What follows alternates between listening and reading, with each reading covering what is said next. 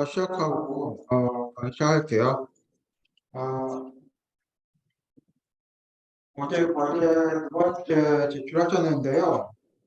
네, 들어주세요. 제가 채점을 하고요. 제가 퀴즈하고 똑같이 다음 주 수요일이죠. 수요일 아침에 제가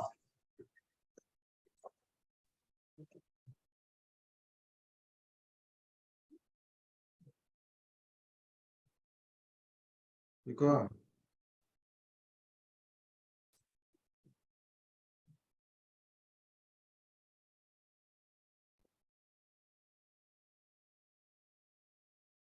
이 문제를 음속으로 안 해오셨거든요. 음속하셔서 들어오세요.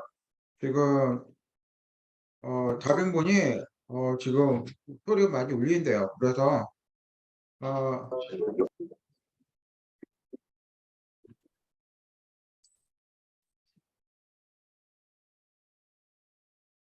됐죠? 어,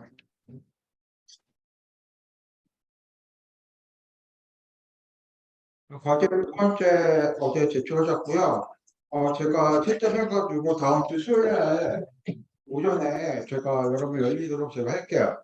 제가 채점을 하고요. 제가 좀 시간도 걸릴 것 같고, 그리고 좀 여러분 점수 확인하는 거 있으실 수도 있을 것 같은데, 기다리기에 좀 그렇게 좀 힘드실 것 같아가지고, 제가 다음 주 수요일 아침에 퀴즈 똑같이 열었어요. 그러면은 여러분이 그날 아침에 오셔가지고 만약에 있으시면 저한테 신청하시면 될 것 같아요. 과제는 전부 다 제출하셔가지고 괜찮습니다, 지금요.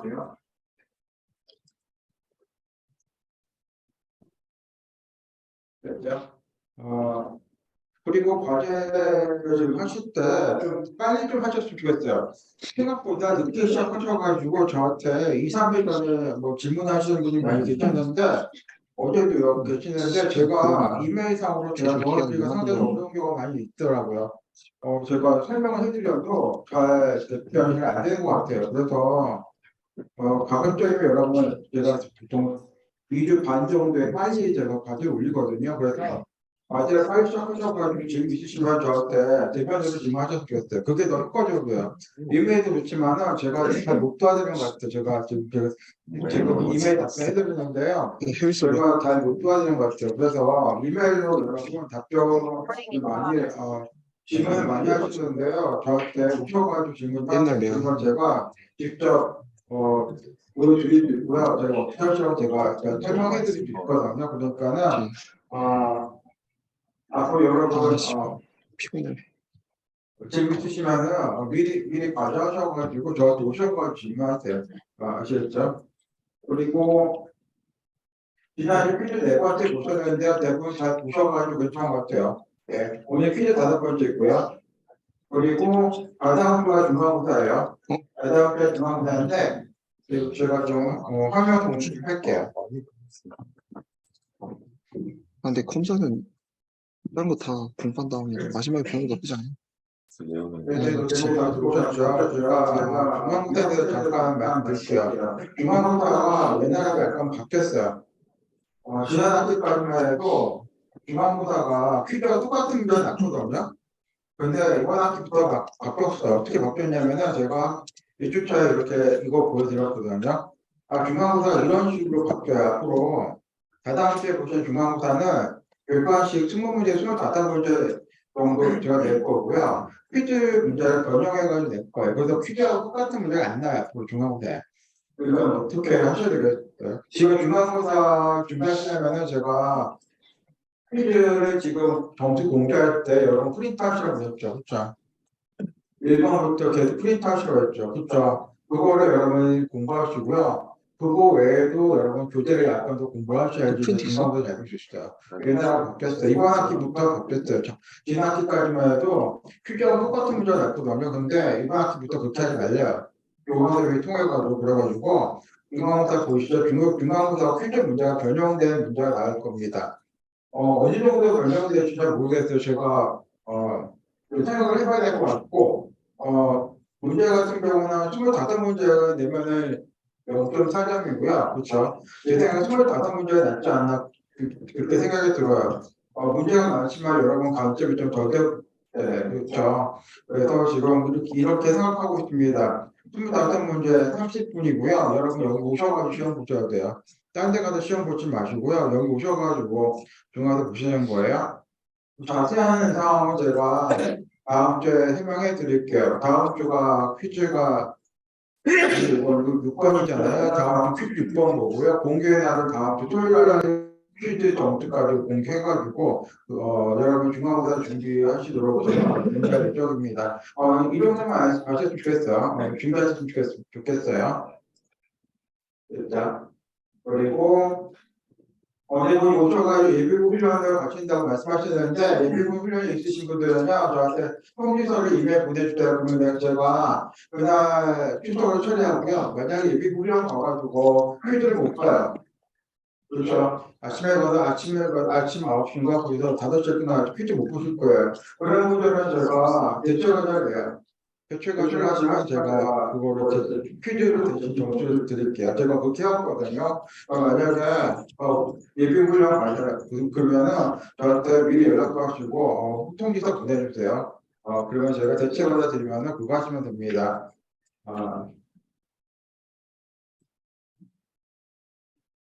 됐죠? 그리고 또 한 가지 중앙사 이거 닫고요. 오늘 퀴즈가 그렇게 어렵지는 않아요. 오늘 5번째 퀴즈는 별로 어렵지 않는데 앞으로 여러분이 지금까지 6주차인데 지금까지 퀴즈라든가 과제를 하신 거에 그게 보통 컴퓨터에서 거의 초반부라고 생각하시면 될 것 같아요. 그 다음 주부터 이제 중반부로 간다고 생각하시면 되는데 다음 주부터 약간 내용들이 어려워져요. 퀴즈를 제 경험으로 봤을 때는 다음 주부터 퀴즈 많이 틀려요. 다음 주가 추상화 강의가 나갔는데요. 다음 주부터 많이 틀리기 시작하시더라고요. 작년에 제가 경험한 바로군요. 그래서 오늘 6주차까지는 여러분이 컴퓨터에서 전망부라고 생각하면 될 것 같아요. 전망부. 지금까지 뭐 쉬웠죠. 그렇죠. 쉬웠어요. 그래서 이론만 많이 그렇죠. 그리고 뭐 파이썬 코딩도 안 들어갔고 그렇죠. 근데 앞으로 좀 난이도 좀 어려워져요. 어려워지고 여러분이 좀 더 준비를 더 많이 하셔야 돼요. 뭐 퀴즈라든가 과제라든가 뭐 시험 같은 거 있잖아요. 준비를 많이 하셔야지만 여러분이 원하시는 학점 같이 주실 거예요. 다음 주부터 잘하셔야 되고요. 제 생각에는 다음 주부터 첫 번째 목표를 파악해 들고 여러분 에코와스 원하시려면 그리고 중간고사 끝나고 이번 학기에 온라인 강의가 2번이 있거든요. 원래 4번까지 집중할 수 있는데 제가 2번으로 줄였고요.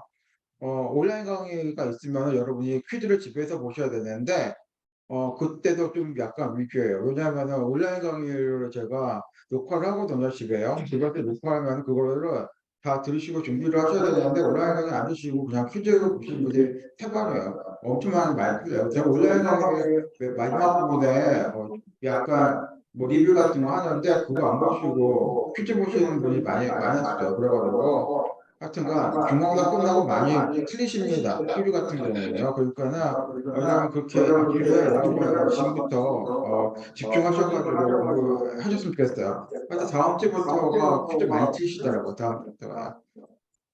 됐죠? 저는 이 정도만 말씀드리고요. 오늘 강의하겠습니다. 오늘 강의 내용이 이렇게 많지가 않고요. 뭐 빨리 끝낼게요. 하여튼요. 예. 다음 주에 좀 강의 많아요. 다음 주에 좀 강의 많아요.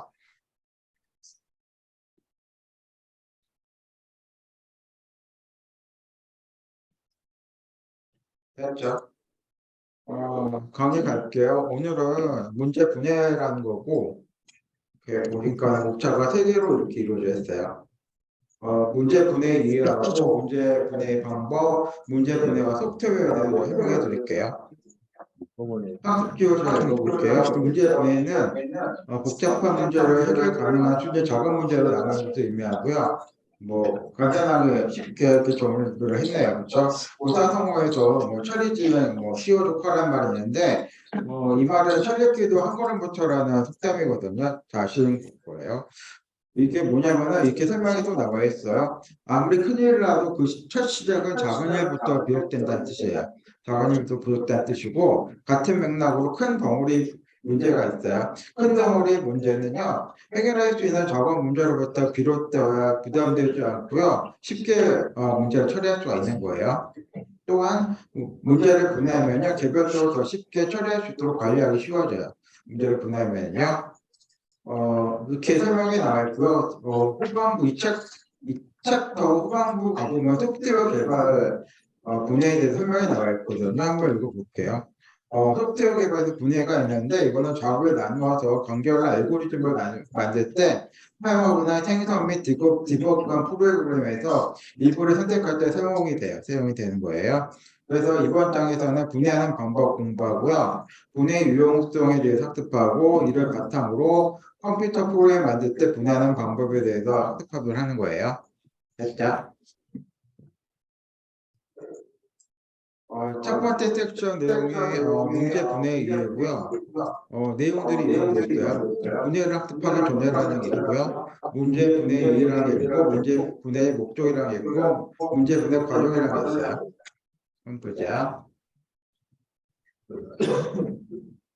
도형이가 나와 있는데 이게 어려운 문제라고 생각하시면 될 것 같아요. 어려운 문제, 복잡한 문제라고 생각하시면 될 것 같은데 이렇게 어려운 문제와 복잡한 문제가 있으면요 해결 가능한 수준으로 쪼개서 진행하면 되거든요. 지금 도피가 가지고 어려운 문제를 지금 쪼개고 있습니다. 이렇게 여러분이 진행하셔야 돼요. 그리고 어렵고 복잡한 문제는 특징이 있는데 이런 게 있어요. 불투명성이 있고요. 다음 목적성, 복잡성, 역동성이라는 게 있어요. 불투명성은 제가 읽어볼게요. 상황에 대한 이해가 명확하게 드러나지 않은 거를 있다고요. 시작 시점이 모호하거나 계속되는 지점을 말해요. 불투명성은요.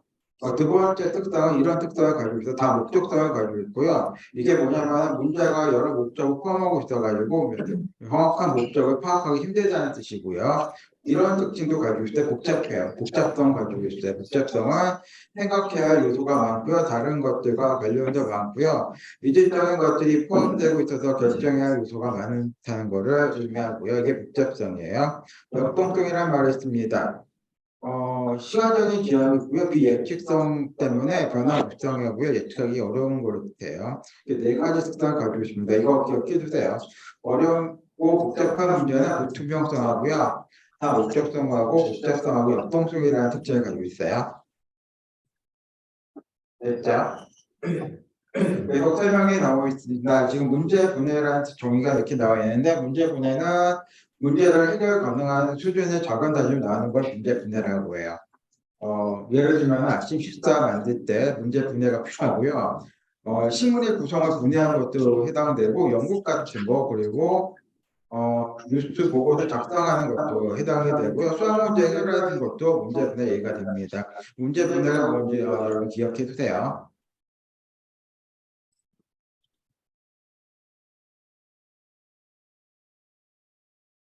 됐죠? 지금 문제 분해 예가 나와 있는데 지금 아침 식사를 만들려고 하는데 문제 분해를 하면 좀 좋습니다.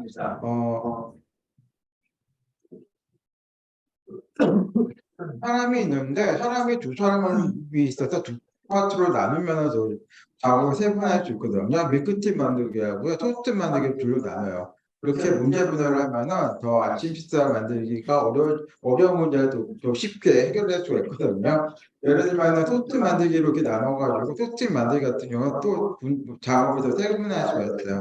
빵 자르고 빵 붓고 버터 바르고 잼 바르기를 이렇게 세분화해서 해가지고 문제 분열을 할 수가 있습니다. 밀크티 만들 같은 경우는 물 끓이고 티에 넣기 그리고 우유 넣기를 해가지고 지금 저 작업을 세분화할 수 있는 거예요. 됐죠? 이해가 되시죠? 이제 문제 분해이고요.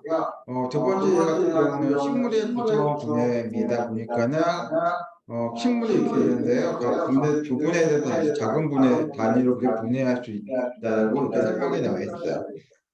이게 식물에 나와 있는데 꽃이 있고요. 꽃잎이 있고, 잎 있고, 줄 있고, 이렇게 뿌리로 이렇게 보냈고요. 그리고 꽃 같은 경우는 암술하고 수술 이렇게 더 분해를 했습니다. 맞죠? 이런 것들이 문제 분해라고 생각하시면 될 것 같아요. 그리고 소프트웨어 개발에 대한 예가 있는데, 지금 이게 한글인가요? 같은가? 보니까 메뉴 아래 지금 상당히 다양한 메뉴들이 있거든요. 이런 것도 지금 소프트웨어 개발할 때 하나하나씩 지금 분해가지고 개발하고 있거든요. 이거 되시죠? 그래서 소프트웨어 전체 그 큰 프로그램 만들기 위해서요. 기능하고 요소를 결합하는 거예요. 됐죠? 그리고 이런 얘기 있어요. 하드웨어 기반의 예가 있는데,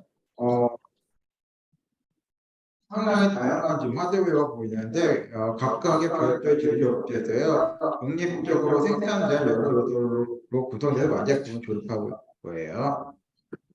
됐죠? 완제품 조립하려면 지금, 각각 별도의 제조업체에서 생성된 여러 요소가 있어야 되고, 그거를 조립해야 되겠죠. 조립해야지 완제품이 되겠죠. 그렇죠?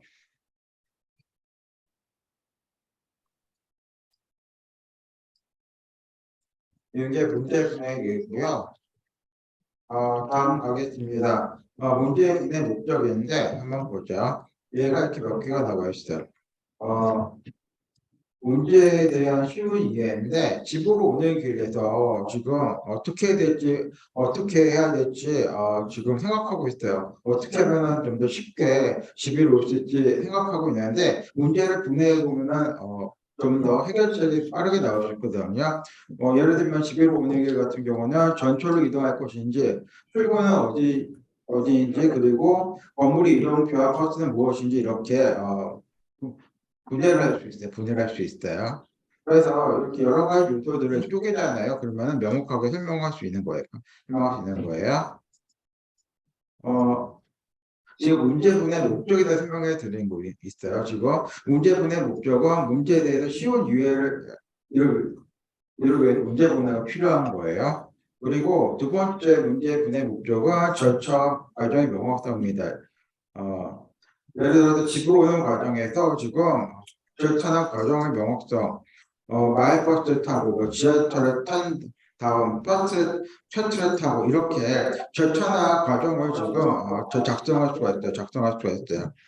그래서 이런 식으로 문제를 쪼개므로써 절차나 과정을 명확하게 드러낼 수가 있는 거예요. 이게 두 번째 문제 분의 목적입니다. 문제 분해 목적이 문제에 대한 쉬운 이해를 하기 위해서 문제 분해가 필요하고요. 그리고 절차나 과정의 명확성을 하기 위해서 이제 문제 분해 목적이 필요한 거예요. 이런 식으로.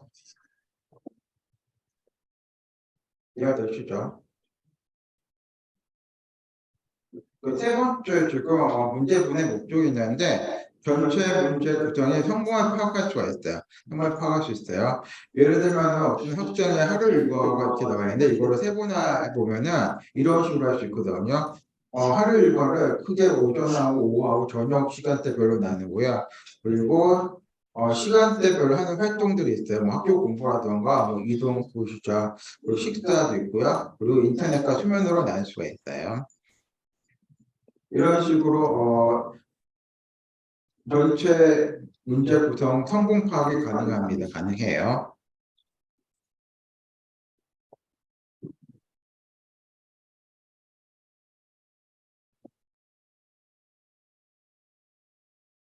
이번 내용은 각 단위의 작업의 분야에 대해서 제가 설명해 드릴게요. 지금 분야가 몇 개가 있는데 한번 예를 보죠. 얘가 나와 있는 거 보죠. 어, 이동할 경우에는 세부 단위로 이렇게 분해를 할 수 있고요. 예를 들면 시간적인 여유가 있는지 없는지 이렇게 생각할 수가 있고요. 만약에 시간적인 여유가 있다면 어떤 교통수단을 선택할지 이렇게 생각할 수가 있어요. 이동할 경우에서는요. 그리고 어, 지금 전 페이지에 지금 이동 있죠. 그렇죠? 이거를 좀 더 분해한 거예요. 세부 단위로 분해한 거예요. 그리고 전 페이지에도 점심 식사 같은 게 있거든요. 이것도 좀 더 분해했습니다. 세부 단위로 분해했는데 이런 식으로 분해했어요. 공간적으로 크게 학교 안과 밖으로 구분한 거. 그리고 학교 안에서 식사하기로 선택했다면 학생 식당하고 편의점 같은 공간으로 다시 나눈다는 거. 이렇게 다시 세부 단위적으로 분해했고요. 그리고 학생 식당을 선택했다면 메뉴는 가격, 시간, 주문이 뭐 가장 빠른 걸 이렇게 등으로 다시 세분화할 수가 있고요. 또 만약에 맛을 선택되면요, 친구들의 의견으로 선택할지, 식사나 학생들의 모습을 보고 선택할지, 남은 음식의 양을 보고 선택할지 세분화할 수 있는 거예요. 이런 식으로 분해를 했습니다. 전 페이지의 각 단위 작업을 이런 식으로 세부 단위로 분해한 거예요. 됐죠? 그리고 이런 내용이 있어요. 복잡한 문제를 이렇게 지금 잘게 나눴어요. 그렇죠? 이렇게 복잡한 문제가 있었는데 잘게 나누면은 해결 가능한 문제로 간결하게 구성할 수가 있어요. 해결 가능한 문제로 간결하게 구성할 수 있고요. 또한 절차나 과정을 명확하게 드러낼 수 있고요. 전체 문제로 구성하는 성분들을 파악하기 쉽습니다. 파악하기 쉬워요. 이거 되시죠?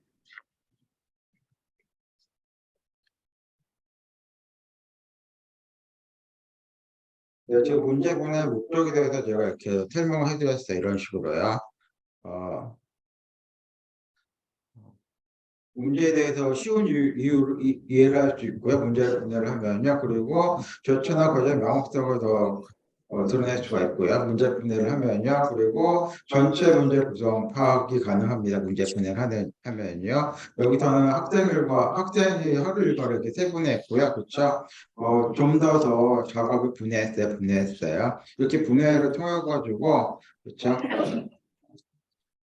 전체 문제를 구성하는 성분들을 파악하기 쉽게 이렇게 만들었어요. 됐죠? 어려운 내용 없어요. 이번에는 문제 분해 과정에 대해서 설명해 드릴게요. 분할 정복이라는 어, 용어가 나와 있는데 디바이드 앤 컨커인데 보시죠. 구성 요소를 나누고요. 소분해가지고 계속해서 나눠 해결 가능한 수준을 만드는 전략이라고 이해하실 것 같아요. 보통 나폴레옹이 많이 사용하는 방법이에요. 분할 정복이라는 거는요.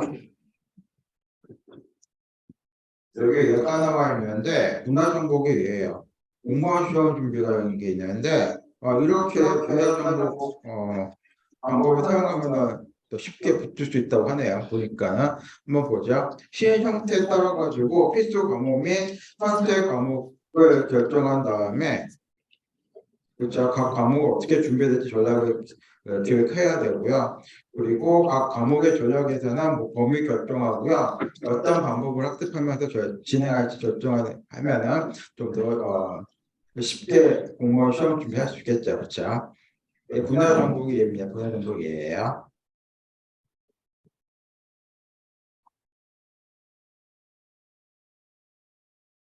예제가 또 나와 있는데 이번에는 학생이 있는데 숙명이에요. 숙명인데 교주 청소하는 그런 예제가 나와 있습니다. 어떻게 문제 분해를 했는지 한번 볼게요. 같은 학생이요. 모든 학생이 같이 청소를 하기 위해서 공간으로 나눠서요. 인원수를 적절히 배분하는 것이 상당히 효율적이에요. 공간을 이렇게 나눴어요. 교실 공간이 하나 있는데, 뭐 바닥이라든가 창문이랑 책상으로 공간 나눠가지고, 학생 인원수 적절히 배분하는 것이 상당히 효율적이고요. 그리고 청소 대상을 나눠가지고요. 이런 식으로 청소 대상을 나눴어요. 바닥, 창문, 책상 같이 청소 대상을 나눠가지고 구분하는 작업이 필요합니다. 이쪽. 제가 설명한 내용도 여기 나와 있어요. 교실 공간을 바닥, 창문, 책상으로 이렇게 구분했고요. 바닥 같은 건 앞하고 뒤로 또 구분했고요. 그리고 창문 같은 경우는 운동장 쪽인지 복도 쪽인지 이렇게 세분화했어요. 이런 식으로 문제 분해를 했습니다. 문제 분해를 해가지고 투명 방학생이 교실 청소를 좀 효과적으로 이렇게 할 수 있도록 이렇게 문제 분해를 했어요. 됐죠?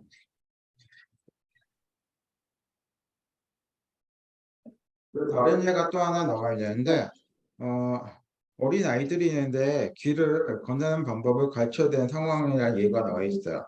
한번 읽어볼게요. 길을 건너는 게 있는데 어떤 과정으로 이루어질 수 있을까? 무사히 길을 건너기 위해서는 어떤 단계를 거쳐야 할까? 이런 질문할 수가 있어요. 그렇죠? 어떻게 해결하는지 한번 보죠. 길을 건너는 전체 행동을 맨 처음 파악하고 난 다음에요. 세분화를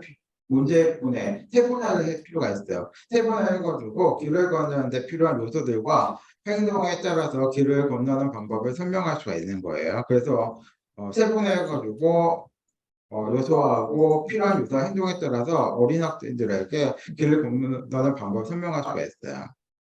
자, 이런 방법이 한마디로 세분화된 문제 단위가 해결 가능한 수준이 될 때까지 분해 과정을 계속 진행하는 단. 거거든요. 한번 보시죠. 지금 어린아이들에게 길을 걷는 방법과 같이 된 상황인데 이 그림 보시죠. 길을 건너야 되는데 교통 신호도 알아야 되고요. 그렇죠? 건너면 표시도 알아야 되고요. 주의사항도 알아야지만 좀 더 효과적으로 안전하게 길을 건널 수 있겠죠. 그렇죠? 그 교통 신호 같은 경우도 또 세분화할 수 있는 거고요. 그렇죠? 건너면 표시 같은 경우도 세분화할 수 있고 주의사항도 좀 세분화해가지고 그렇죠? 문제 분해해가지고 어린 학생들이 안전하게 길을 건너게 할 수 있는 거죠. 그렇죠? 이해되시죠? 이런 내용도 있어요. 만약에 문제 분해 안 하면 해결하기가 훨씬 더 어려워요. 그렇죠? 문제를 해결을 통해가 문제를 분해해야지만이 문제 해결이 더 쉬운 거예요. 그리고 문제를 더 작은 부분으로 나누잖아요. 그러면 각각의 작은 문제를 더 자세히 조사할 수가 있어요. 그렇죠? 그리고 복잡한 시스템이 어떻게 작동하는 이해하려고 하면 분해는 상호가 좀 더 쉬워요. 좀 더 쉬워요. 됐죠? 지금까지 문제 분석 과정에 대해서 제가 설명해 드렸고요. 시스템 문제가 1번이 있는데 이거 한번 들어볼게요.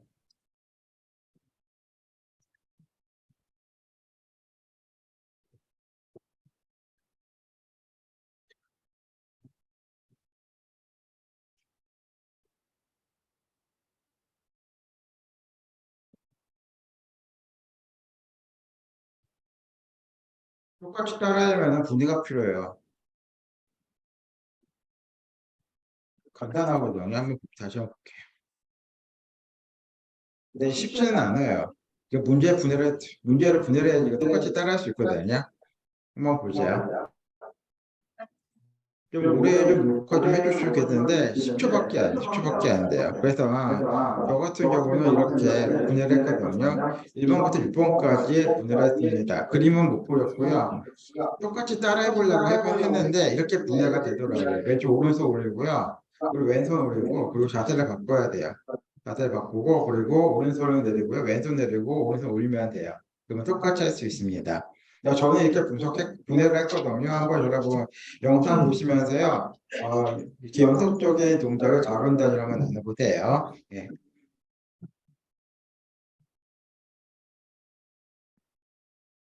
이제 두 번째 색장 보겠습니다. 문제 분해 방법이라는 게 있는데 문제 분해하기하고 전체 집합 구하기라는 내용으로 이루어져 있어요. 문제 분해 방법이 있는데 두 가지가 있어요. 중심 접근이라는 게 있고요. 황분 중심 접근이라는 게 있거든요. 한번 보죠. 설명 이렇게 나와 있어요. 절차 중심 접근 방법은 문제를 해결하는 여러 절차를 식별하고요. 이를 구분하여 세분화하는 작업을 말해요. 이거는 절차 중심 접근 방법은요.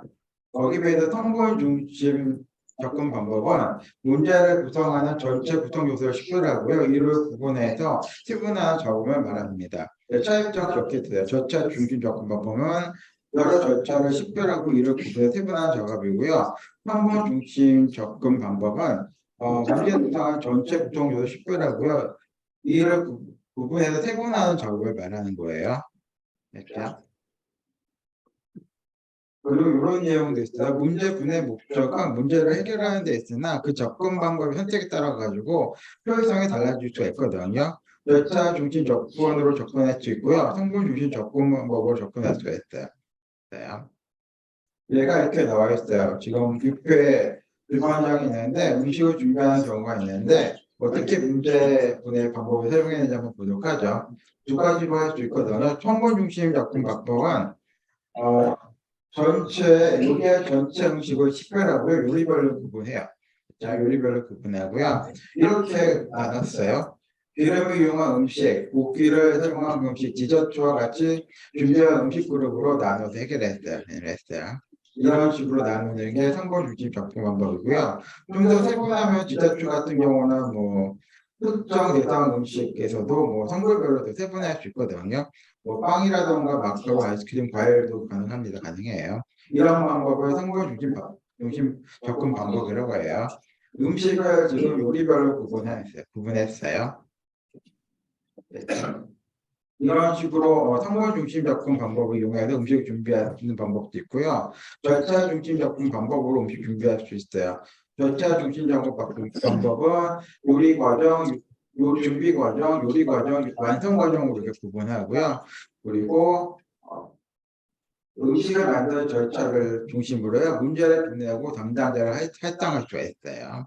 이런 것들을 절차 중심 접근 방법으로 해요. 그러니까 두 가지 방법으로 지금 뷔페 주방장이 음식을 준비할 수 있는 거예요. 됐죠? 정리해 주세요. 그런데 하나하나 따로따로 사용하는 게 아니라 혼합해가지고 분해할 수 있거든요. 한번 보죠. 지금 뷔페 음식 준비 계획 같은 경우는 맨 처음에 성분 중심으로 요리를 이렇게 구분하고요. 탕수육, 갈비찜, 마카롱 이렇게 구분하고요. 그리고 각 요리에 해당되는 음식의 요리 순서를 이렇게 나눌 수가 있어요. 준비, 요리, 완성, 준비, 요리, 완성, 준비, 요리, 완성 보이시죠? 그렇죠? 맨 처음에 성분 중심으로 이렇게 구분하고요. 그리고 절차 중심으로 혼합해가지고 분해를 할 수가 있어요. 이런 식으로요. 아니면 정반대로도 가능해요. 절차 중심으로 나누고 난 다음에 절차에 해당되는 재료를 이렇게 나눌 수가 있어요. 절차 보시죠. 준비, 요리, 완성 이렇게 보시죠. 그렇죠? 이렇게 보시고 각각의 절차에 따라가지고 재료를 준비하는 거죠. 준비한 거죠. 이런 식으로도 지금 분해할 수가 있어요. 분해할 수가 있어요. 됐죠? 이번 페이지는 성분 중심하고 절차 중심을 혼합할 때 순서인데 한번 보도록 하죠. 우리 이거 몇 페이지에서 공부했는데 다시 한번 보도록 하죠. 지금 학생들이 20명인데 학생들이 교실 청소하는 예, 교실 청소하는 예요. 읽어볼게요. 모든 학생이 같이 청소하기 위해서 공간으로 이렇게 나눴고요. 그쵸? 공간으로 나누고 인원수를 적절히 배분하는 것을 먼저 하는 것이 절차 중심으로 접근하는 것인데 효율적이에요. 얘 같은 경우는 절차 중심으로 접근하는 것보다 공간을 몇 점 나누고 난 다음에 학생들을 적절하게 배분하는 게 좀 더 효율적이에요. 이거 되시죠? 이해는 그래요. 이해는 그래요. 절차 중심보다도 지금 공간 먼저, 그쵸? 성분 중심 먼저, 그쵸? 문제 분해를 하는 게 좀 더 효과적입니다. 더 효과적이에요. 이해가 되시죠? 그리고 상황에 따라 가지고 성분 중심 접근법하고요, 절차 중심 접근법을 선택해서 답을 나눈 거거든요. 효율성과 관련이 있어요. 그래서 적절한 문제 분해 방법을 이용하는 연습할 필요가 있는 거예요. 어떤 게 먼저 어떤 접근법을 먼저 시도해야 될지는 좀 연습이 필요합니다. 연습이 필요해요. 연습 필요해요. 문제마다 달라요. 문제마다 달라요. 자, 예제가 하나 나와 있는데, 제 생각에 이 예제가 상당히 좋다고 생각이 들어요. 문제 분해 방법에 관한 얘기인데, 제가 설명해 드릴게요. 지금 이 예제는 우리가 공부한 절차 중심 접근 방법하고요, 한번 중심 접근 방법이 혼합된 경우인데요. 바로 1박 2일 MT입니다. 1박 2일 MT예요.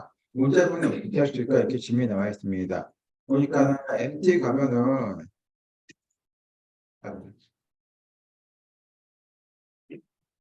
그래도 알아봐야 되고요. 그쵸. MT 가려면은, 식사 문제도 있어야 되고, 해결해야 되고, 이동수단도 지금 알아봐야 되고요. 가서 뭐하고 놀까도 알아봐야 되고, 날짜도 정해야 되잖아요. 그쵸? 어떻게, 문제 분해 방법을, 사용해야 되는지 한번 보도록 하죠.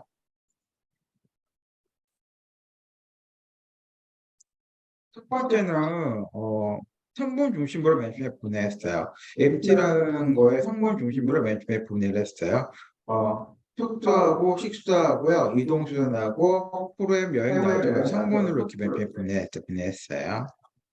그리고 각 성분이 이렇게 5개로 나뉘어 있는데 각 성분이 합이 모두 MP라는 문제에 속해야 돼요. MT라는 문제에 속해야 되고 MT라는 문제의 성분이 부족돼서도 안 되는 거예요. 이해가 되시죠? 이렇게 나누면은요, 이 5가지 이 성분이 합이 MP라는 문제에 속해야 돼요. 문제에 속해야 돼요. 맨 처음에 이렇게 시작을 하셔야 됩니다. 시작하셔야 돼요. MT 준비를 지금 문제 분해를 이렇게 시작했습니다. MT 준비하는 데요. 됐죠? 그러고 난 다음에 각각의 성분에 해당되는 절차를 발표하거든요. 브레인스토밍이라는 게 필요하고요. 이렇게 작성할 수 있어요. 속도 같은 경우는 속도도 안 해봐야 되는 속도 선택해야 되거든요. 이게 절차죠. 그렇죠? 이게 절차예요. 이렇게 작성할 수 있고요. 식사 같은 경우는 식사 백수라든가 메뉴 같은 거를 지금 작성할 수 있어요. 이동수단 같은 경우는 뭐 버스라든지 그렇죠? 뭐 관광버스라든지 뭐 여러 가지 이동수단을 작성할 수 있겠죠. 그렇죠? 프로그램 같은 것도 여러 가지 작성할 수 있고 날짜도 뭐 여러 개 작성할 수 있어요. 그렇죠? 이렇게 좀 더 세분화할 수가 있고요. 그러고 난 다음에 지금 여기까지 했어요. 숙소에서 지금 숙소가 여기 보이시죠? 숙소에서 지금 절차까지 알아봤거든요. 절차까지 알아봤습니다. 지금 숙소 알아보기 하고 또 선택하기를 지금 이렇게 작성했는데 더 세분화할 수 있어요. 상문 또한 절차를 이렇게 세분화할 수 있거든. 예를 들면 숙소 알아보기 같은 경우는 뭐 앱이라든가 지인같이 이렇게 더 세분화할 수 있어요. 세분화할 수 있어요. 앱을 이용해서 알아볼 수 있고 지인을 통해서 알아볼 수 있어요. 그렇죠? 이거 되시죠? 숙소 알아보기 같은 경우 성분 중심으로 지금 앱하고 지인을 이렇게 썼습니다. 이렇게 썼어요. 숙소 선택하기 같은 경우는 절차 중심으로 결정 기준이라든가 결정 방법에 대해서 이렇게 썼어요. 이거 되시죠? 이거는 성분이고요.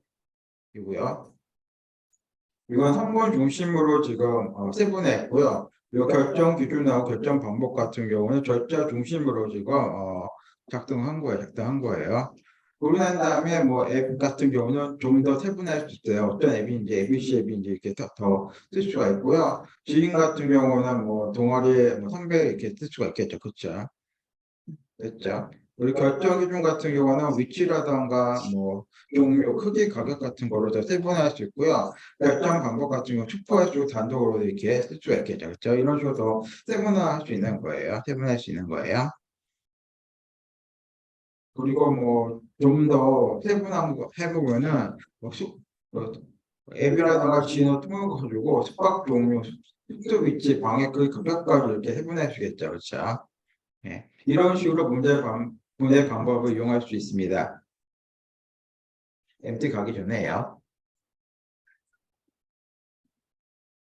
네, 그래가지고 뭐 과제같이 나와 있는데 나머지 부분도 여러분 뭐 성분이라던가 절제라든가 한번 세 번에 해가지고 이렇게 작성하시면 될 것 같아요. 예. 뭐 브레인스토밍이 필요하고요. 브레인스토밍이 필요하고요. 됐죠? 또 이런 문제가 또 나왔거든요. 이런 문제가 또 하나 나와 있다 한번 보죠. 문제가 이런 거거든요. 5명의 친구가 이렇게 동네에 모여 살아요. 모여 사는데 어느 집에 모여야 이동거리가 가장 최소될까 이런 질문이 나오거든요.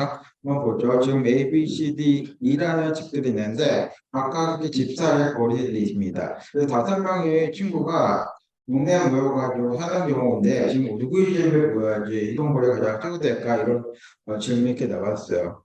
보니까는 모든 사람의 이동 거리를 좀 짧게 했을 때 가장 최소가 되거든요. 그렇죠. 모든 사람의 이동 거리가 가장 짧은 때가 가장 최소가 되는 거고요. 그리고 각 친구의 집에 모였을 때 이동 거리를 계산할 수가 있어요. 계산할 수 있어요. 예를 들면은 이동 거리 이렇게 계산해요. A라는 친구의 집에 모였을 때 거리 총합을 계산할 수 있고요. B라는 친구의 집에 모였을 때 거리 총합을 계산할 수 있고요. C라는 친구의 집에 모였을 때 거리 총합을 그리고 D라는 친구의 집에 모였을 때 거리 총합, E라는 친구의 집에 모였을 때 거리 총합을 계산할 수 있거든요. 거기 그 중에서 가장 짧은 거리를 알아내면 되는 거예요. 가장 짧은 거리를 알아내고 그 집에서 모이면 되는 거예요. 모이면 되는 거예요. 이거 되시죠? 이에는 이렇게 설명할 수 있어요. 전체 모습집하고 포함한 형태에서 이를 분해해요. 그리고 다음에 이를 처리한 최적 문제 해결을 지금 할 수 있는 거예요. 됐죠?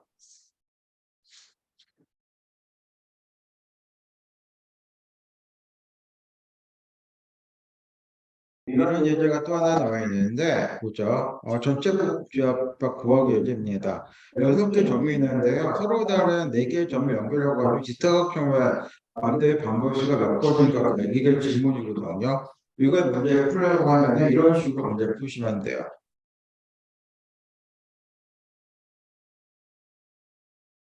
크게 볼게요. 지금 16개의 점이 있는데, 그렇죠. 이거를 이런 식으로 문제 풀 수가 있거든요. 선이 좀 여러 개가 있어요. 정사각형을 모두 몇 개 만들 수 있나가 이제 질문인데, 이거를 자본 문제로 좀 세분화할 수 있거든요.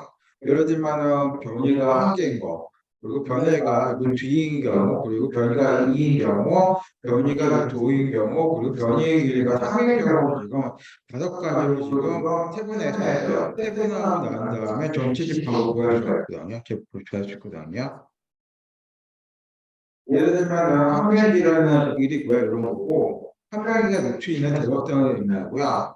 그리고 2는 이거고요. 그쵸? 한명의 길이가 2인 경우는 이런 거고요. 루트 같은 경우는 이거예요.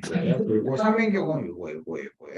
그래서 한명의 길이가 1인 경우에는 사각형 9개 만들 수 있고요. 이렇게 9개 만들 수 있고요. 루트인 경우에는 지금 4개를 이렇게 만들 수가 있고요. 2인 경우에는 하나, 둘, 셋, 4개 만들 수가 있고요. 루토인 경우에는 하나, 두 개밖에 못 만들어요. 그리고 3인 경우에는 지금 하나밖에 못 만들어요.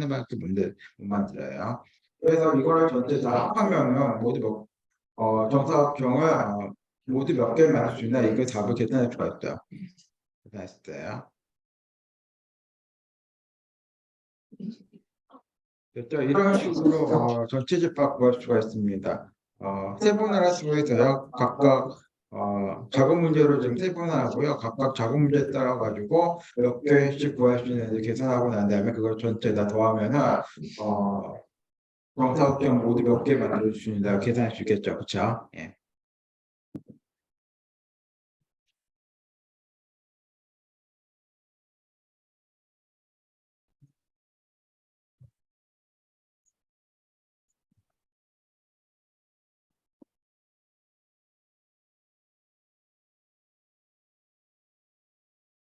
네, 마지막 섹션이 문제분할 소프트웨어인데, 이거는 10분 정도 쉬었다가 여기부터 제가 설명해 드릴게요. 이거 설명하고 마무리하면 오늘 빨리 끝낼 수 있을 것 같아요. 10분 쉬고 들어오세요. 10시부터 시작할게요. 예. 늦게 오시는 분, 저 들어오세요.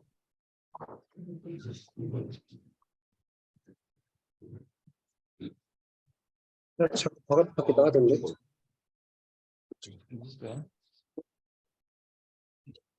아, 지금 공부 하기 싫어. 이런 수? 네? 네. 너몇 시야?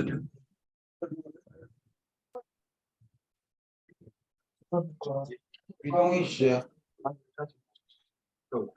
이동희 씨 오셨어요?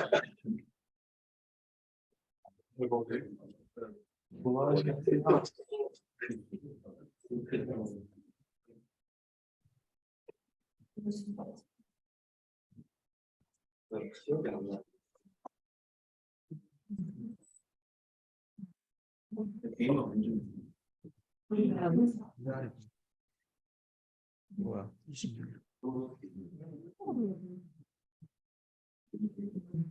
중간고사요? 네.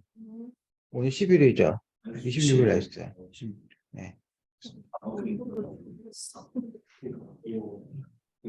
그래서 중간고사가 26일이에요. 다음 주 중간고사 있어요.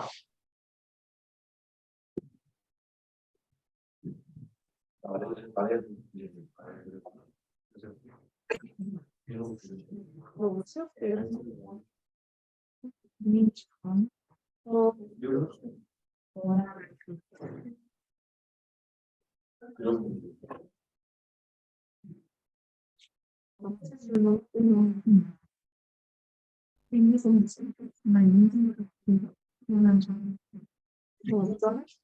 애들이 만나는 건가? 가수들은 순서대로 예쁘거든.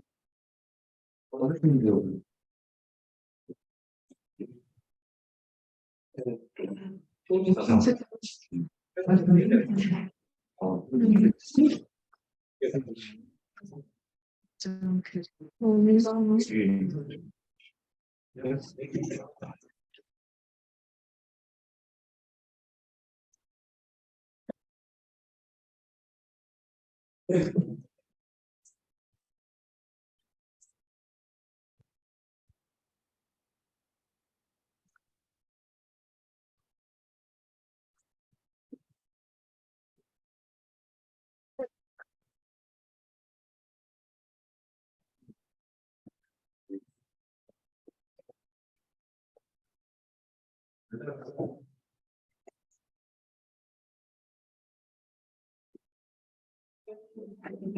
잔다.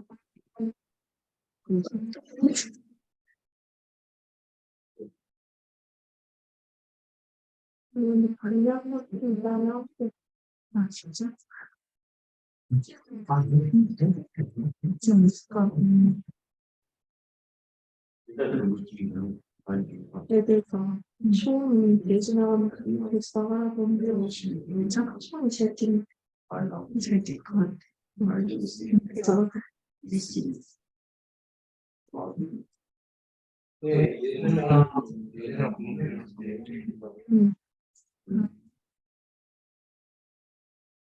음, 기다리는 일년은 진짜 괜찮았어.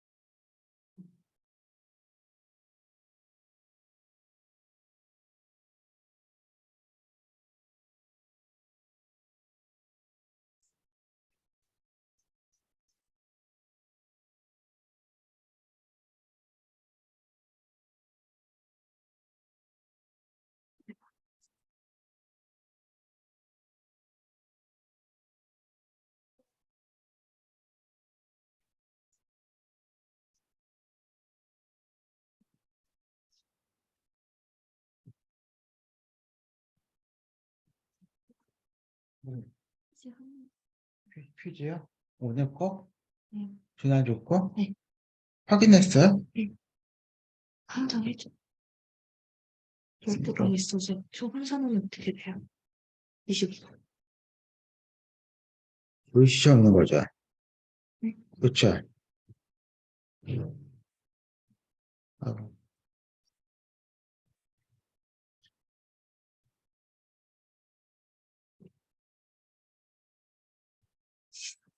성함이?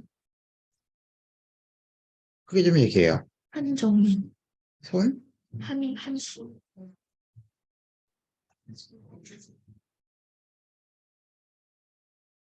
어디 있어요? 아이고, 저 부전은. 줄 내려가야 돼. 네. 응? 얘는 어디 있어요? 음, 한정미 씨? 그럼 이거 다 그때 A4에 나오려면 그 정도 틀리네. 전체에서 5개 정도 틀려.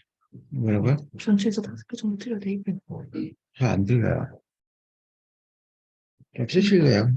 너무 안 들려. 네, 쓰세요.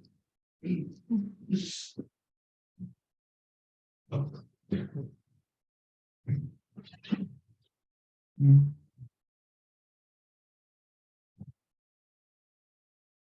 줄자. 이렇게. 이렇게. 못해도 15개 아니야. 근데 15개, 10개에서 15개 안에 불안하고 10개.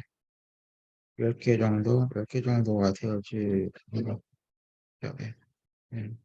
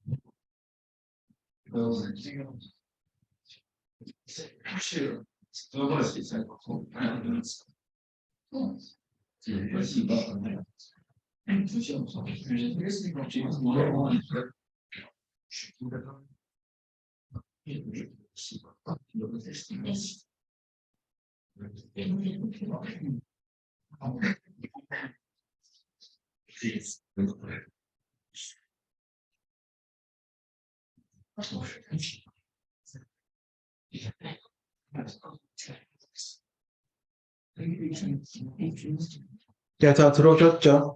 어, 아까 어느 분이 오셔가지고 A 플러스 받으려면 퀴즈 몇 개 풀려야 되는지 물어보셨는데, 어, 작년 같은 경우는요, 중간고사하고 기말고사 다 맞는다는 보장으로 10개예요. 아시겠죠? 올해는 중간고사가 크로스북이고 제가 말씀드렸죠. 문제 변형이 일어난다고요. 그러니까 똑같은 문제 안 낸다고 그래서 더 잘 보셔야 되겠죠. 퀴즈를요. 어, 중간고사하고 만점 받으시고요. 기말고사 만점 받고 퀴즈에서 10개 틀려야지 A 플러스가 돼요. 보통. 그렇지 않고요. 중간고에서 앞으로 몇 개 더 틀리시고요. 기말고사에 점수 깎이시고 뭐 퀴즈를 10개 틀렸다. 그러면은 A 플러스가 안 될 것 같아요. 제 생각은 여튼가. 이번 학기는 약간 달려요. 작년 같은 경우는 보통 그렇게 어, 그 정도 틀리시면 A 플러스가 나왔는데 올해는 안 그래요. 올해는 안 그런 안 그럴 것 같아요. 그래서 앞으로 남은 퀴즈 하고요. 가급적이면 다 맞으시는 게 좋고요. 중간고사 실수 안 하셔야 돼요. 중간고사, 기말고사에서 실수 안 하시는 게 가장 좋지 않을까 그런 생각이 듭니다. 여러분 저희 반뿐만이 아니라 다른 반도 똑같이 지금 적용이 됐거든요. 다른 반도 똑같이 적용이 돼요. 네, 그렇게 하셨으면 좋겠습니다. 그리고 제가 중간고사 끝나고 학점 계산하는 것도 제가 언제 날 잡아가지고 제가 설명해 드릴게요. 여러분 그거 아셔야지 여러분 점수 관리할 수 있으세요. 아시겠죠? 네. 남은 것 지금 강의하고요. 과제 세 번째 나왔거든요. 벌써 제출하신 분 계시는데 과제 세 번째 제가 설명해 드리고 그리고 오늘 퀴즈 리뷰하고요. 강의 마치도록 하겠습니다. 보죠. 문제 분해와 소프트웨어 여기 콩콩과 학생들 많이 계시는데 소프트웨어 개발할 때 문제 분해를 해야 되거든요. 한번 보죠. 소프트웨어 개발과 문제 분해가 있고요. 코딩과 문제 분해라는 게 있습니다. 문제 분해를 통해서 소프트웨어를 보통 설계하거든요. 한번 보죠. 소프트웨어에서 제공할 기능을 결정해야 되는데, 문제 분해를 해야 돼요. 기능이 있으면은 상세하게 나누어서 모듈별로 다시 나눠야 되고요. 그리고 개발자들에게 모듈별로 개발을 할당해야 되고요. 개발자들은 모듈별로 코딩하고 디버깅을 해요. 그러고 난 다음에 나중에 전체 모듈 합해가지고요. 하나의 프로그램 완성시킬 수 있거든요. 이런 식으로 소프트웨어 개발합니다. 소프트웨어 개발을 해요. 그래서 전체적인 구성하고요. 문제점에 대해서 나누고요. 각각에 대해서 어떻게 해결할 것인지 충분히 고민하고 구성할 필요가 있어요. 그리고 프로그램 개발 작업에 착습해서 코딩을 합니다. 코딩해요. 소프트웨어 개발할 때도 이렇게 문제 분해를 합니다. 문제 분해를 해요. 앱만드는 예제가 나와 있는데 문제 분해를 통해 가지고 지금 앱을 개발합니다. 한번 보죠. 학교서부터 앱을 개발하는 문제가 있는데 전체적인 과정이 이런 거예요. 출발해서요. 버스 정류장에서 버스 타고 그리고 요금을 내고 도착하는데 일련의 과제에 대한 절차를 이렇게 정리할 수 있고요. 이 중에서 소프트웨어로 개발할 수 있는 부분을 선택할 수 있어요. 예를 들면은 버스 요금을 내는 부분이 될 수가 있고요. 아니면 버스를 기다리는 부분이 될 수가 있거든요. 이 두 가지 부분은 소프트웨어로 개발할 수 있다고 지금 선택했어요.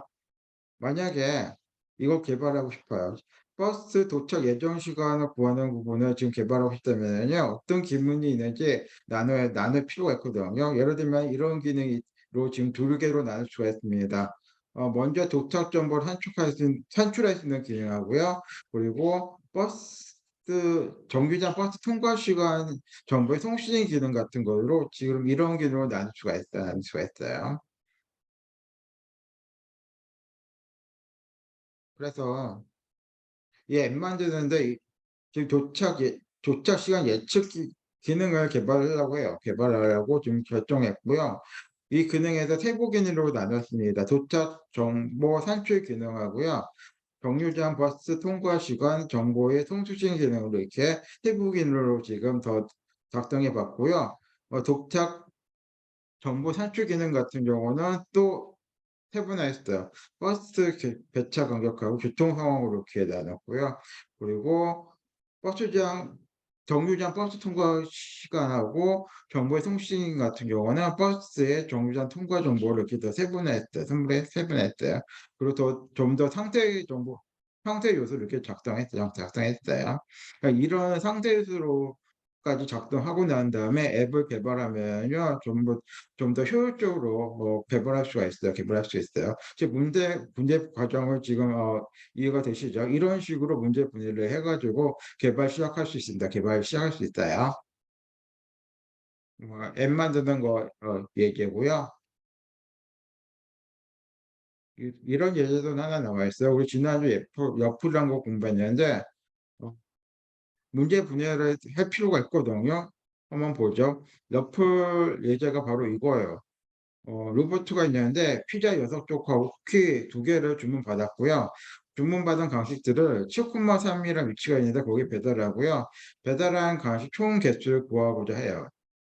이거를 해결하려면은 어떻게 해결해야 되냐면 이런 식으로 생각하셔야 됩니다. 생각하셔야 돼요. 맨 처음에는 전체적인 세트를 생각하셔야 되고 어, 로봇을 이동시키는 것이 필요하죠. 그렇죠? 그리고 한 칸 한 칸 이동하면서 비포가 있는지 점검해야 될 필요가 있고요. 만약 비포가 또 여러 개 있을 경우에는 개수만큼 모두 주어야 함으로 개수도 세워야 되겠죠. 그렇죠? 이렇게 전체적으로 세트를 생각해야 되고요. 그리고 계속 이동하면서 비포가 있는지 확인해서 몇 개가 있던 비포를 주어하고요. 목표지까지 저축하면 종료해야 된다. 이런 전체적인 세트를 생각을 맨 처음에 해야 됩니다. 해야 돼요. 이런 문제에서 맨 처음에 전체적인 세트 생각하고요. 그러고 난 다음에 세분화를 합니다. 이런 식으로 세분해요. 배달을 하는데 로봇가 하는 거예요. 맨 처음에는 배달해서 지금 주문받기, 배달하기, 계산하기를 이렇게 세분했고요. 그렇죠? 이렇게 세분했어요. 그리고 배달하기 같은 경우는 이동도 하고 음식 녹아야 되거든요. 이렇게 세분했고 이동 같은 경우는 전진 아니면 회전이에요. 전진 아니면 회전이에요. 그렇죠? 회전 같은 경우는 좌회전, 우회전 이렇게 세분할 수 있습니다. 세분할 수 있어요. 됐죠? 이렇게 세분화 과정을 통해 가지고 문제를 해결할 수 있어요. 그리고 각 세분화하면서 필요한 함수들이 있죠. 주문받기나 이런 것들이요. 픽비법, 계산하기 카운터, 음식 놓기는 뭐 픽비법 이런 것들이요. 직진은 뭐고, 좌회전은 레프트, 그리고 우회전은 레프트 세 번 하는 거죠. 그렇죠? 이게 우회전이죠. 제가 지난주에도 설명해 드렸어요. 우회전 세 번은 레프트 세 번이에요. 그죠? 레프트 세 번이에요. 그렇죠? 이런 식으로 세분화한 기능을 코드화할 수 있어요. 코드화할 수 있어요. 그리고 난 다음에 독립적인 좌관 단위를 쳐서 세분화 이렇게 나타낼 수 있거든요. 지금 로버트가 여기 있고요. 지금 6.2가 있어요. 그렇죠? 6.2가 뭐냐면은 바로 이거예요. 피자 6조각 쿠키 2개예요. 그렇죠? 이거를 주문 받아냈는데 이거를 가져가지고 주어가지고요. 지금 7,3 위치 배달해야 되거든요. 이게 문제예요. 그렇죠? 보니까는 이 위치에 지금 6개 2개가 있네요. 그렇죠? 이걸 대시죠. 피자 6개하고 쿠키 2개가 이 위치에 있어요. 이 위치에 있어요. 그래서 로봇가 주문 받자마자 가가지고 간식도 다 주어야 돼요. 간식도 주어가지고 지금 7,3 위치가 여기거든요. 여기에 갖다 놔야 됩니다. 갖다 놔야 돼요. 이런 일을 하면 되겠죠. 주문 받고요. 간식 앞으로 가가지고 간식을 주어야 되겠죠. 그렇죠? 그러고 난 다음에 이런 식으로 이동해가지고 간식 놓아야 되겠죠. 배달하고요. 그쵸? 이동하고 뭐 직진 회전까지 해가지고 7,3에 간식 놓으면 되는 거죠. 그렇죠? 그러면 다음에 그 위치에서 뭐 개수하면 되는 거죠. 그렇죠? 자, 이런 식으로 작은 단위로 지금 세분해가지고 문제풀이가 가능합니다. 문제풀이가 가능한 거예요. 이런 식으로 그림 그렸을 수가 있고요. 지금 주문받기, 배달하기, 계산하기, 로봇가 할 일이죠. 그렇죠? 그리고 배달하기는 뭐 이동수단, 모신 놓기로 지금 문제 분해할 수 있고요. 그리고 이동 같은 경우는 직진 회전, 회전은 좌회전, 우회전 이렇게 문제 분해할 수 있죠. 그렇죠? 이해가 되시죠? 어려운 문제는 아니에요. 마지막 14번째는 이런 문제가 있는데 러프 월드의 로봇가 1,10이라는 위치 여기거든요. 여기 가고자 하는데 지금 중간중간에 비퍼를 두어가지고 로봇한테 안 나오고 싶어 해요. 그러면은 어떻게 되는지 어떻게 안 나면 좋을까 이런 질문이 나와 있어요. 그냥 로봇가 가는 게 아니라 비퍼가 있어요. 비퍼가 있으면은 비퍼에 따라가지고 직진도 할 수 있고 뭐 좌회전 우회전도 할 수 있고 정류도 할 수 있거든요. 이런 식으로 문제 해결할 수 있습니다. 보면은 비포 한 개를 크게 볼게요. 잘 안 보이는데 1번 보시죠. 1번. 1번 같은 경우는 직진하게 만든 거고요. 2번 보시죠. 2번 같은 경우는 좌회전, 우회전 하게 만든 거고요. 3회전 같은 경우는 종료하게 만들면 되거든요. 여러분이 이렇게 비포를 두시면 돼요. 이렇게 비포를 이렇게 두시고요. 숫자 비포 있잖아요. 이렇게 두시고요. 로봇가 이동하면서 숫자 비포를 만나면 어떻게 이동할지 안내하게 만드시면 되는 겁니다. 쭉 가보자. 지금 이렇게 쭉 가가지고 1번 만났어요. 그럼 직진할 거예요. 그래서 1번만을 계속 직진해. 그렇죠? 그다음 2번 만나면은 뭐 여기서는 우회전하게 됐죠. 우회전하는 거고요. 1번 만나면 계속 직진하고요. 2번 만나면 우회전하고 그리고 맨 마지막 3번 만나면 지금 마지막에 종료하기 이렇게 여러분이 안내하시면 되는 거예요. 됐죠? 네, 이번 장은 간단하게 제가 설명해 드렸고요. 뒤에 조정 문제가 몇 개 있는데, 제가 과제로 냈거든요. 몇 개. 제가 설명해 드릴게요.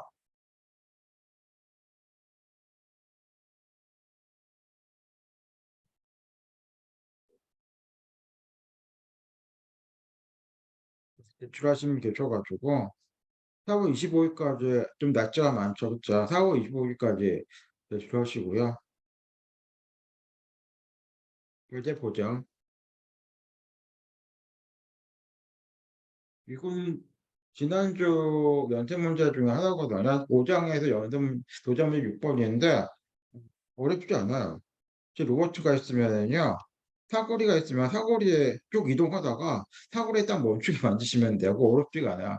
제가 러프 파일, 와드 파일을, 모드 파일을 제가 드렸고요. 이거 이용하셔가지고 여러분이 파이썬 코딩 하세요. 파이썬 코딩 하시고 러 파일을 저한테 제출하시면 되거든요. 다른 거 제출할 필요 없어요. 러 파일만 저한테 제출하시면 됩니다.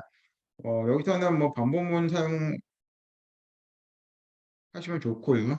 뭐 왼쪽이 비어 있거나 오른쪽에 비어 있거나 이 함수 사용하시면은 쉽게 풀려요. 그래서 쭉 가다가 여기서 딱 멈추게 만드시면 돼요. 로봇가 여기서 딱 보면은 쭉 앞으로 가다가 여기 왼쪽이 비어 있죠. 왼쪽에 비어 있으면 그쪽 가지 못하게 하고 오른쪽에 비어 있으면 오른쪽에 못 가게 해야 돼요. 그래야지만 쭉 직진할 수 있거든요. 직진할 수가 있어요. 이거 되시죠? 어려운 문제는 아니에요. 쭉 가가지고 여기 사거리에 지금 정지하게 이렇게 만드시면 됩니다. 정지하게 만드시면 되는 거예요. 자, 이게 1번 문제고요. 뭐 먼저 벌써 제출하시면 계시는데 혹시다가 질문 있으시면 저한테 질문하세요. 반복문하고 left is clear하고 right is clear 쓰시면 좋습니다. 이게 힌트고요. 2번 같은 경우는 오늘 공부한 내용인데 피자 주문이에요. 피자 주문해가지고 자동으로 메뉴 주방 화면에 출력하는 걸 만들려고 하는데 지금 메인 보이시죠? 그리고 고객하고 주문 출력 화면을 이렇게 나누는데 각 부분에 해당되는 성분이 있어요. 아니면 절차가 있어요. 성분 아니면 절차에 따라가지고 여러분이 더 상세하게 한번 나눠보세요. 피자 주문 하면은 메뉴를 만드는 거예요. 메뉴를 만드는 건데 주방 화면에 출력하는 메뉴예요. 보니까 고객 같은 경우는 뭐 예를 들면은 대학생이 될 수 있겠고, 그쵸? 아주머니가 될 수 있고요, 그쵸? 뭐 성분 중심으로 나눌 수 있겠죠, 그쵸? 주문 같은 경우도 뭐 성분으로도 나눌 수 있고, 성분으로 나눌 수 있겠죠. 주문 같은 경우도 성분으로 나눌 수 있겠죠. 뭐 치즈 피자가 될 수 있고, 뭐 불고기 피자가 될 수 있겠죠, 있겠고요, 그쵸? 아니면 절차 같은 경우로 지금 상세하게 좀 나눠볼 수 있을 것 같아요. 하여튼간요. 이런 식으로 여러분이 좀 더 상세하게 더 적어주셨으면 좋겠습니다. 이게 2번 문제고요. 3번 같은 경우는 코드를 제출하실 필요 없고 이런 문제거든요. 로봇2가 지금 두 개가 있어요. 그쵸? 로봇가 두 개가 있는데 가위바위보 하는 게임이거든요. 가위바위보 로봇가 둘이 가위바위보를 해가지고 가장 먼저 계단으로 로봇이 승리하는 거거든요. 그런데 로봇 하나를 생성해가지고 바로 오른쪽에 뭐 여기에 추가한다고 이렇게 설명이 나와 있고요. 작성만 하시면 돼요. 로봇이 작성하는 목표가 무엇인지 작성하면 돼요. 벌써 제가 다 가르쳐 드렸어요. 그쵸? 작성하는 목표가 뭔지 쓰시고요. 안내하는 방법이 있거든요. 이걸 한번 생각하셔서 쓰세요. 코드를 작성하실 필요 없다. 이거는 코드 작성한 게 아니라 여러분이 어떻게 지금 생각하시는지 쓰실 정답을 쓰셔야 되거든요. 어떻게 생각하시는지 정답을 쓰시는 거예요. 그리고 로봇 최종 지점이라는 걸 안내하는 방법을 한번 생각해 보세요. 로봇은 아무것도 모르거든요, 지금. 로봇은 아무것도 모르는데 최종 지점이 지금 누구이거든요. 그렇죠?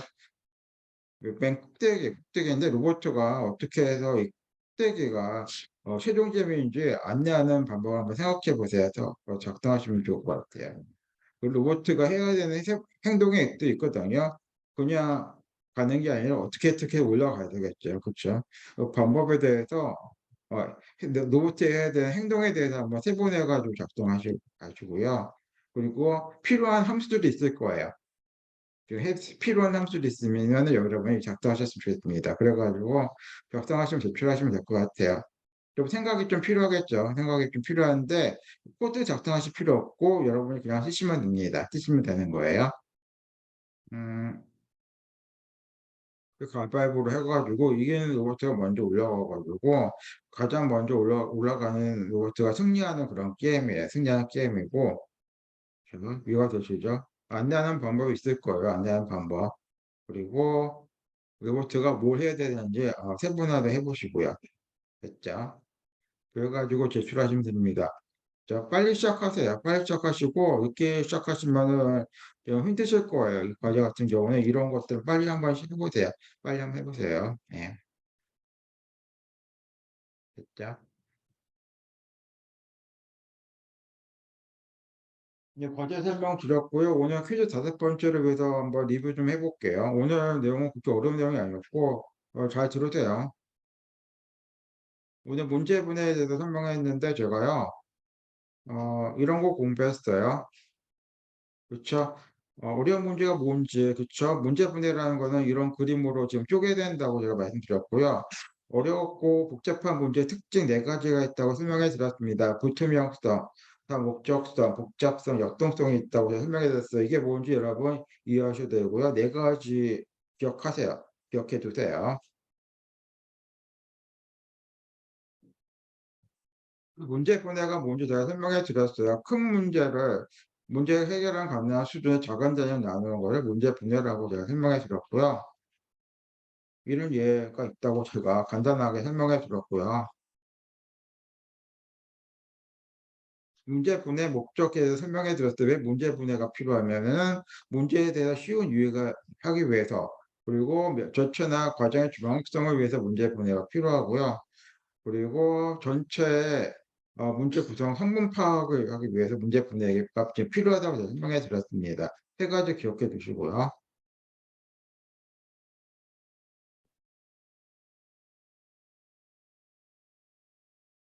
그 분해 정복이 뭔지 다 설명해 드렸어요.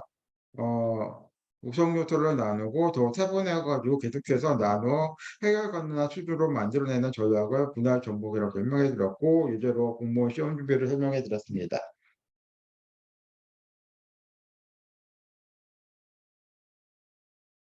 그리고 문제 분해 방법이 2가지 있다고 설명해 드렸어요. 절차 중심 접근 방법하고요. 성분 중심 접근 방법으로 나눌 수 있다고 제가 설명해 드렸고 이게 뭔지 제가 설명해 드렸어요. 이거 정리하세요. 정리하세요.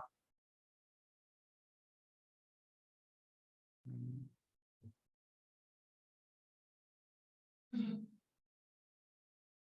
보통 성분 중심하고 절차 중심을 뭐 혼합해서 분류하거든요. 이런 것도 이해하시면 좋고요.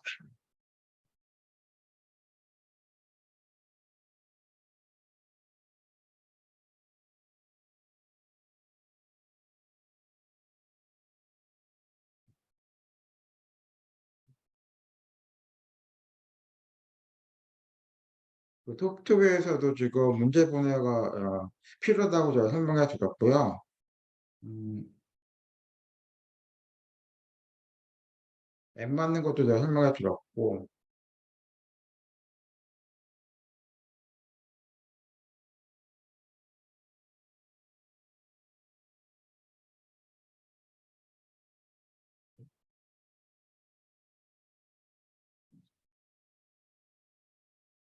네, 이 정도면은 여러분 뭐 어렵지 않게 퀴즈 보실 수 있을 거라고 생각이 들거든요. 제가 이 정도만 정리하세요. 정리하시면 될 것 같습니다. 오늘 퀴즈가 그렇게 어렵지 않고요. 여러분 실수만 안 하시면 안 틀리실 것 같아요. 하여튼간 지금 10시 20분인데요. 30분 정도 시간 드릴게요. 10시 50분부터 그렇죠? 10시 50분부터 11시 5분까지 제가 퀴즈 시간을 설정할게요. 지금부터 준비하셨으면 좋겠습니다. 예. 10시 50분 해볼게요. 예.